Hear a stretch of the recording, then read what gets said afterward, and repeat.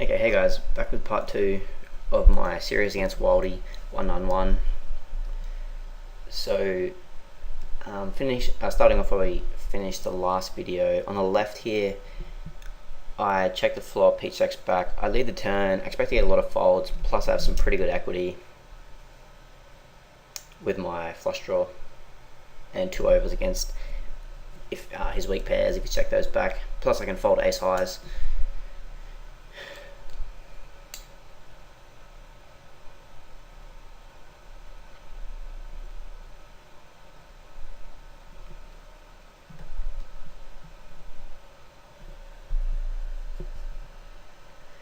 So standard check call on the left. Again, this is kind of the same concept on the right here, checking back to avoid getting check raised and barreled. Although this is similar to the Queen 6 one, where you can c-bet because there is a lot of worse hands that can call compared to the 8-3 that was on very early in part 1.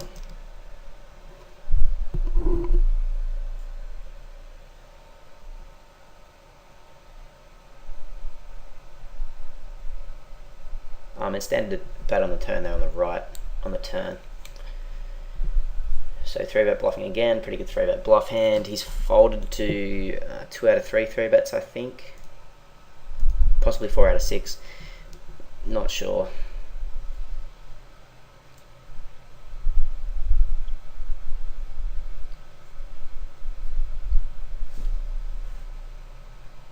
Standard fold on the right.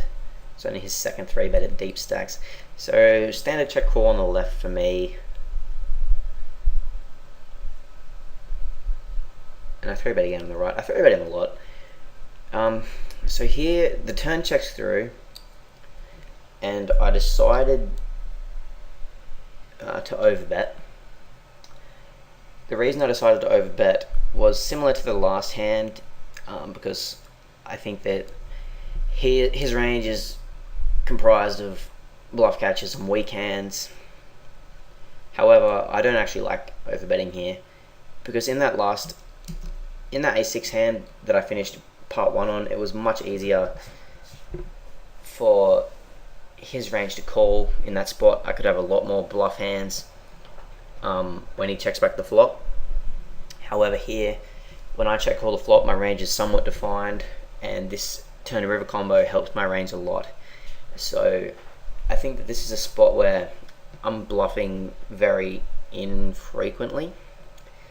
So I think that here I should either be checking or betting smaller. I'm checking obviously with the intention of check raising.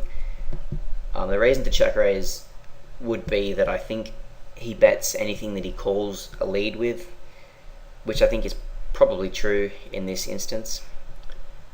And betting would obviously just be for value. But I think here, because it's not really a spot where I'm going to have any bluffs when I check call the flop and the turn goes check check, I'm not going to have many bluffs. I'll have some flush draws. But I think that betting small, not small, but betting something like 2/3 to 3/4 pot or check raising the river here, I think will be better.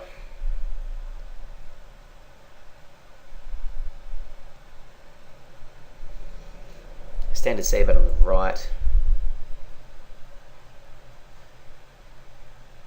And the turn comes an overcard, and I get additional outs, so I elect to barrel.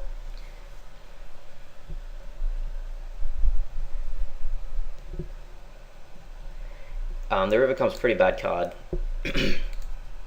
I think with the turn flush draw missing and all the straight draws from the flop missing, and the king being a very good perceived 2-barrel card, I think that I'm going to get called down light here by his 8x and 4x hands. He also leads on the left, which is kind of strange. Leading's not really, I haven't seen him lead yet, and most regs don't really lead very much. I think it's just worth noting I'm pretty happy folding with my ace-5 there though. So Queen 4 is something that I would flatter min raise with, but I think I have to fold when he makes it 2.5 or 3x. So here on the right, I decided to lead. I think that it's a good spot to lead because firstly he's going to probably peel a lead wider than he c-bets here. I think he, I'm not sure, but I think he's going to check back his 7x and 6x hands a decent amount. Also, I think that this is probably a good way for me to play my, like if I had a 10x hand here, or maybe an 8x or something like Jack 10, I think that leading and barreling would probably be the best way to play. So I do lead for value and for balance. And he jams pretty much a snap call. He's going to have a lot of draws, some worse 9x.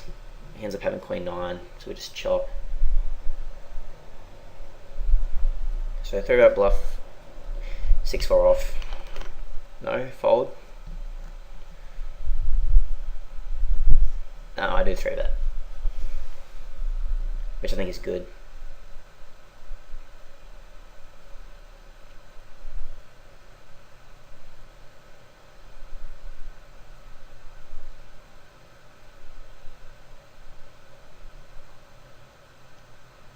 So again, another good spot to check behind on the flop with my weak pair. He checks the turn, so I think here I can value bet. I think he's going to lead all better hands than mine on the turn, with the possible exception of like ace-4 or pocket 5s, pocket 6s, but they probably shove pre. So I think that I have the best hand here always, and I think that by betting I don't really rep a ton. Well, at least I think that he won't perceive me to have very much when I bet.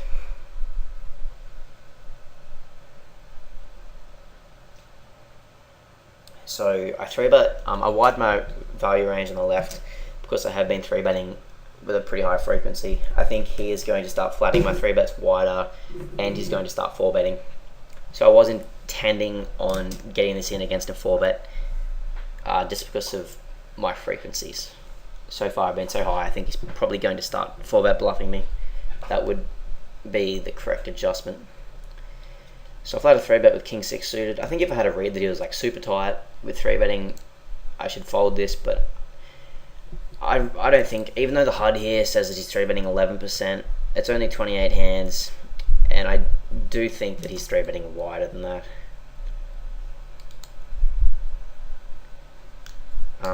Peeling a c-bet with bottom pair and a backdoor flush draw and a backdoor straight draw.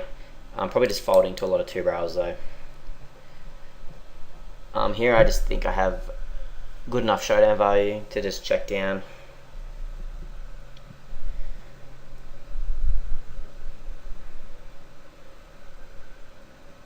And yeah, he shows 8-5.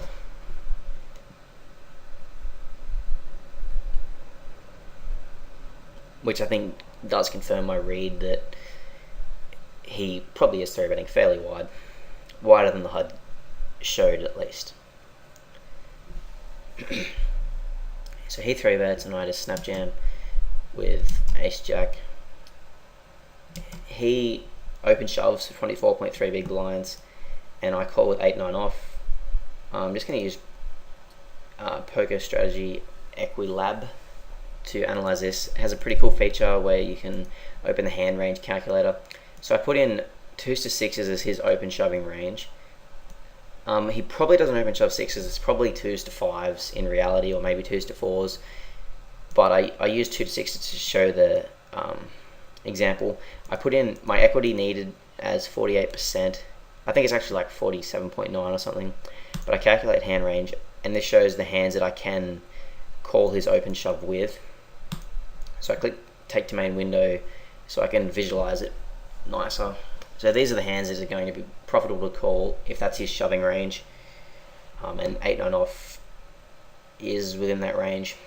I think 8-9 off is actually like a favourite against 2s and 3s and 4s, I think.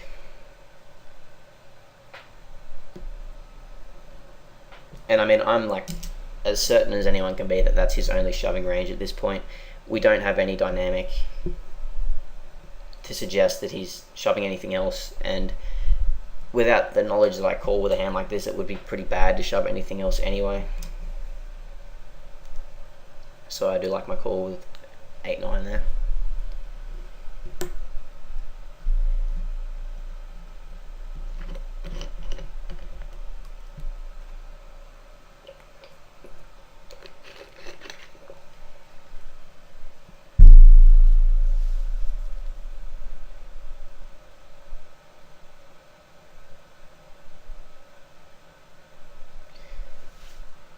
So standard fold there with queen 10.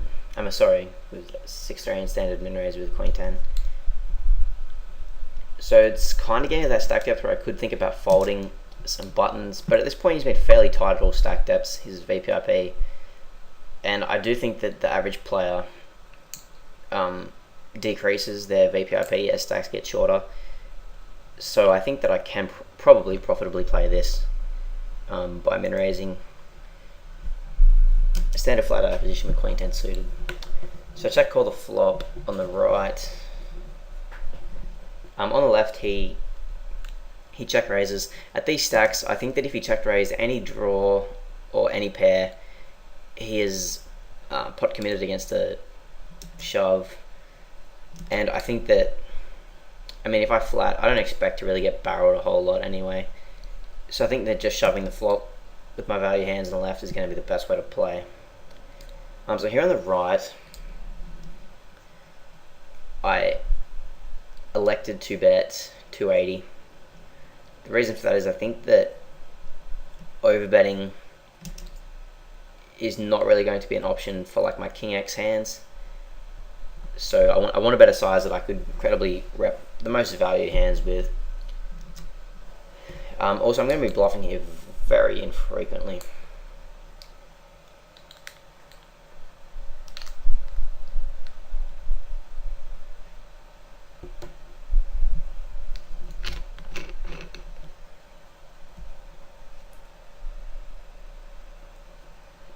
Standard peel on the flop on the left.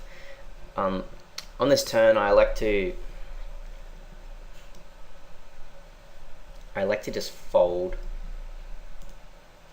against his bet, because I think it's a spot where I have to either call the turn and call the river, or just fold the turn, because I think he's going to be following up on a lot of rivers.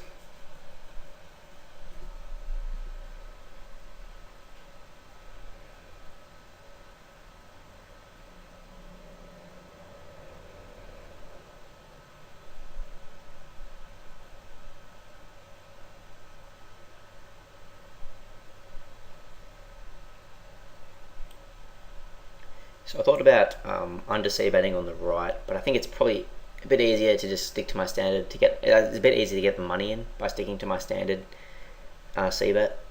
If we were shorter, I would under C bet this board though. He check raises. I decided to 3-bet again. This is a little bit different from the 4-2-2 flop, but I think that a small 3-bet is the best way to induce his air hands into putting in a lot of action. And I also think that if he did check raise a 3x or a flush draw or whatever, he's just going to jam those. I think if I flat, I think he's more likely to level himself and 4-bet me as a bluff here than he is to continue if I flat the flop. Flat his check raise, that is. Standard open shove on the left. And he actually does 4-bet shove with 10-7 offsuit.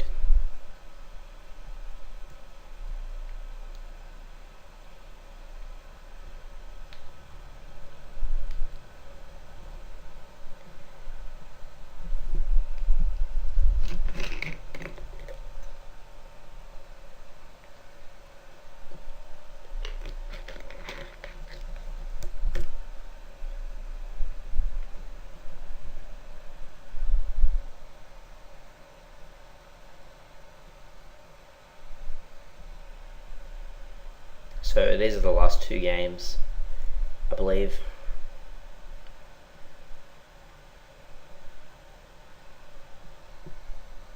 Maybe one more after this.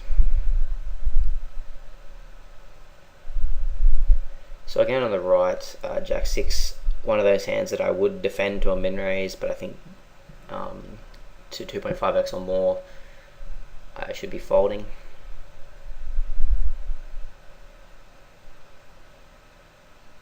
So he hasn't really given me a reason to not open 100% so far. Just going to keep doing that.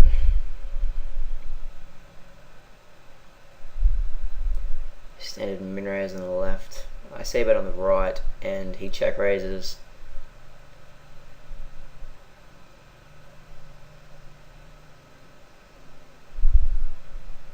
I'm just going to fold to his check raise. Interesting to notice that his sizing changed from 40 to 115, and then here he makes it 130.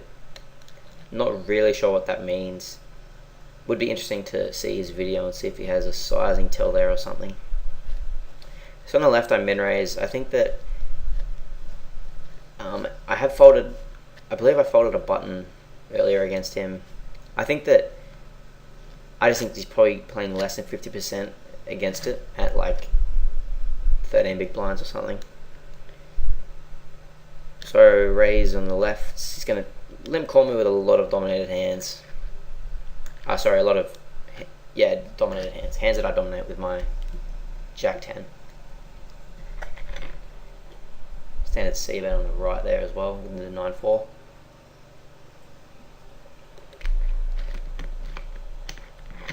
So, even though he's been tight on the button at shorter stacks so far, he's only raised 1 of 5 at 12 to 18, and min raised none, 0 of 5 out of 0 out of 5 at 7 to 13. I still think that Jack 7 at this point is a flat.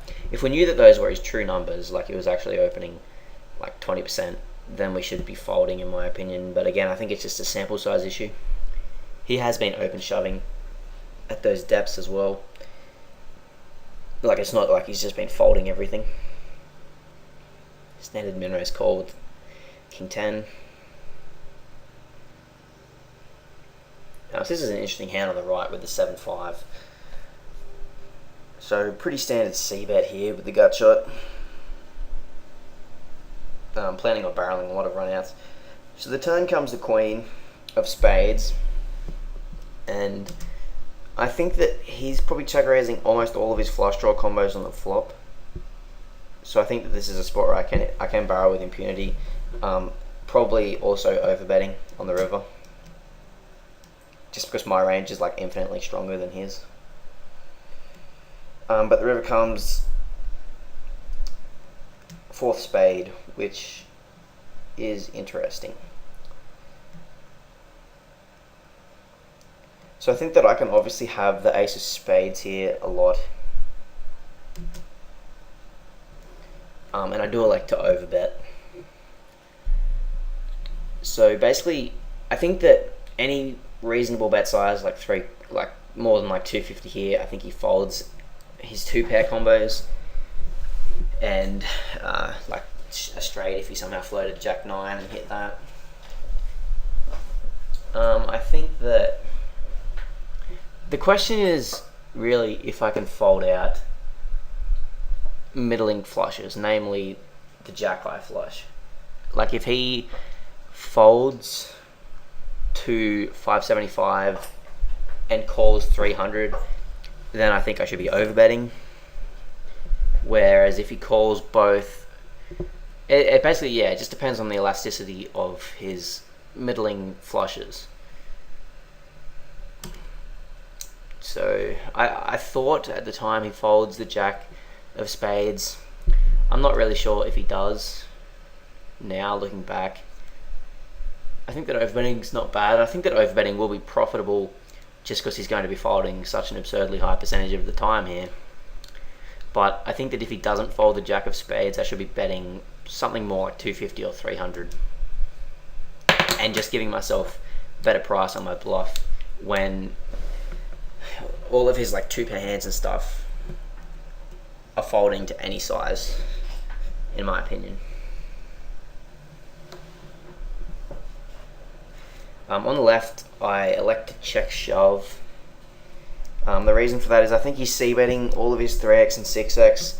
If I check shove, I look a lot like I have a flush draw, or maybe a 4-5 or something like that. And I think that he's basically just going to bet call any pair. He's also going to bet call his stronger draws. I just think that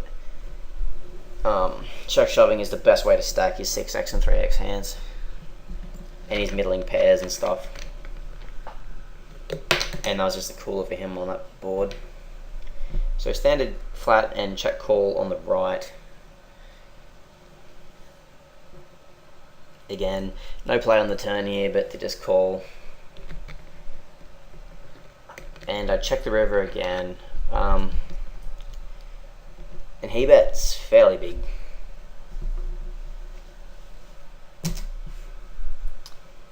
So it's kind of gross. I expect him to have a lot of straights, a lot of flushes, a lot of boats, and some better 9x hands. Although it's like I'm really close to the top of my range here, so I think that it's like ridiculously exploitable to be folding this. I mean, I'm not really sure how much he bluffs there, if ever, so it might actually be a fold.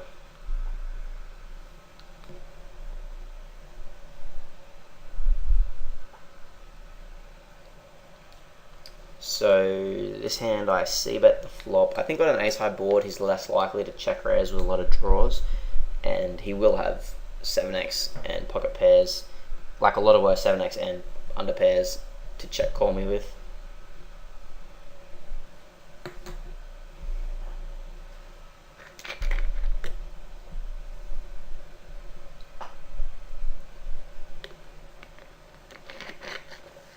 On the 8th turn, I like checking back here and turning my hand into a bluff catcher.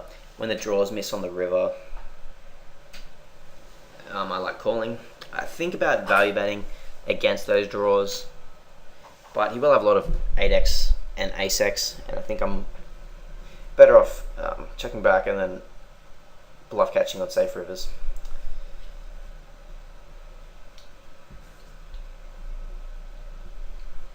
I also, on the river there, we just chop with all 7x, so there's no real point in value betting. I don't think he's going to call with an under pair.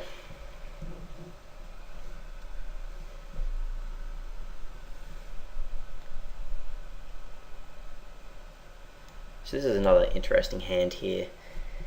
So I see that on King 4 deuce with 2 spades. I think it's going to be an immediately profitable c-bet, and he check raises. I think this is a spot where his value range is very thin. It's basically like strong King X and then like 2 pair hands, which is basically only King 4 and King 2 suited. So I think he's going to have a lot of flush draws. He's going to have some low gut shots and a lot of air. So I elect to flat his check raise here on the flop. On the turn, I increase in equity somewhat. I decide here, he bets the turn again. I think that he will continue with his flush draws, and he will continue with his air. At least his air with equity. And I think that that's going to be enough. And I think he probably continues with some non-zero amount of air that has very little equity. But also, something to take into consideration is the stack sizes here when he bets. I think that if he does have air, I don't think he's going to try and like suicide bluff the river 50 for like 50% of the pot. So I elected to call with the plan on folding rivers, blank rivers I should say. So I just snapsack behind the river, expecting to be good against all of his air. Unfortunately, he picks up a 9, but I think that my read was pretty good on that hand.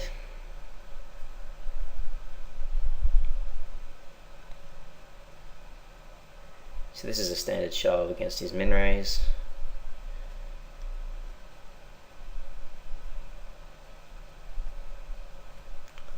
Obviously a standard min raise call from him as well at 18 big blinds. I ran really good in this video, I think, in all-ins and card distribution.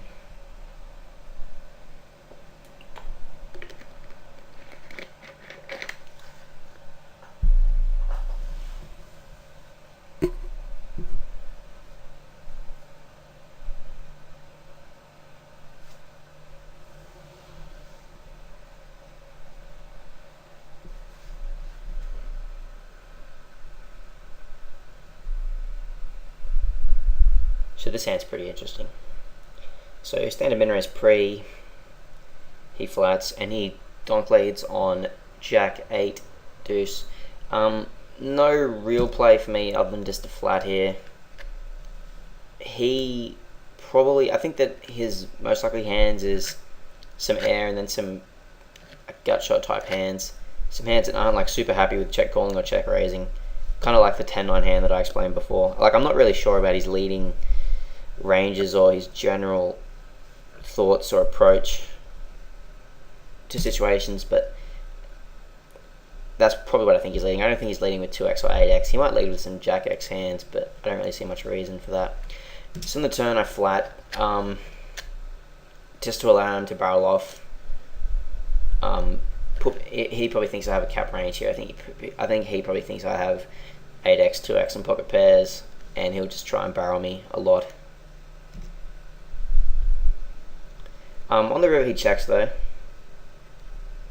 If he was leading with a hand like, I think that if he had a strong hand here, like a jack x or a river straight or a 2-pair hand, he would just bet the river for value. So I think obviously I'm good here, more or less always.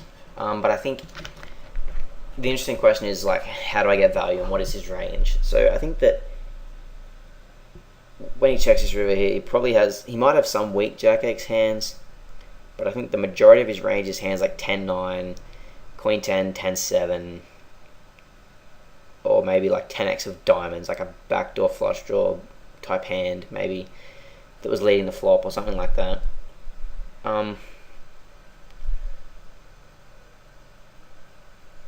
I did elect to shove. I'm not sure like how I feel about that. He snap calls like with queen 10. So I think that, well, I mean, obviously if he's calling overbets with 10x, then it's best to overbet shove. However, I'm not really sure about that. I mean, I think his call there is really bad, given that I'm going to have a lot of jack x, and I can just have a lot of hands in general here, and very few bluffs. I mean, I have to be turning like 2x into a bluff or something. The only real bluffs I think I could have here is like maybe like a queen jack type hand. Although that's, sorry, not queen jack, king queen, but even that's not really floating the turn, so I can't really see any bluffs that I can have here. I would have to specifically be turning 2x into a bluff. Or maybe a backdoor flush draw that I floated the flop with, like diamonds, but I'm just bluffing here very infrequently.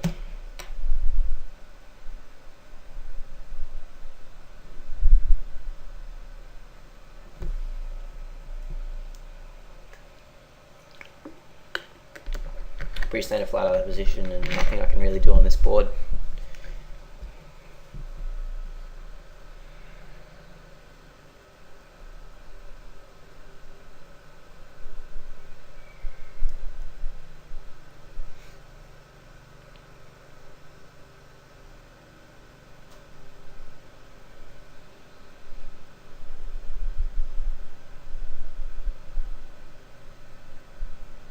So here I like to check call. I think check raising and getting it in is a viable option. However, I think that it's not like super great or anything. Like, his 3-bet range is going to have really good equity against me. I think that one reason to check raise is to punish him for most likely c-betting too much. Like, if he has a 6x or a 2x hand, I'm actually, I think, a favourite or very close to it. But he's going to have a very hard time to get into showdown against those hands. Sorry, against my check raise, that is, with those hands. But I like to check call, which I think is fine.